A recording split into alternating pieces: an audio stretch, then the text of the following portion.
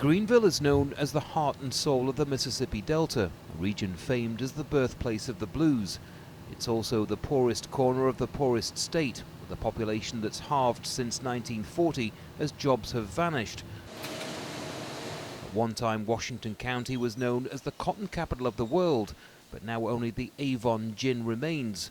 Well, I'm a little sad about it, sure.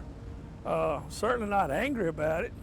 Owner Buddy Cochran says government regulation and trade agreements have in part driven people away. You hate to see your neighbors move off and leave you, you know. You ride up and down through here. There used to be houses everywhere, but now they've been torn down and they're gone.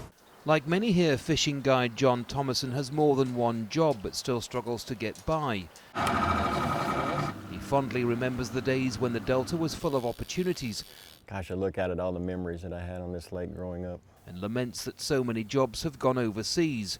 But ultimately he wants to see fundamental changes in how the country's run. I believe the founding fathers wanted you to come off the farm, do your term, help your country, and then go back to the farm and let somebody else bring in fresh ideas and fresh views. And that's what we need, is freshness. Get past the current complacency that we've got. For third-generation farmers like the Pattersons, times are also hard. Crop prices are down, and without rain this year, the Delta's become a dust bowl. Essie Patterson, a Democrat, is more optimistic about the future than most, but she feels let down by the tone of the campaigns. I'm very disappointed at, the process that we've seen thus far. I don't think they've dealt with issues as much as the country would love to see, the platform and what they're standing for. In this part of the Mississippi, where the soil is rich but the jobs are disappearing, there is a sense that the Delta has been forgotten, a legacy this part of the state has carried for years.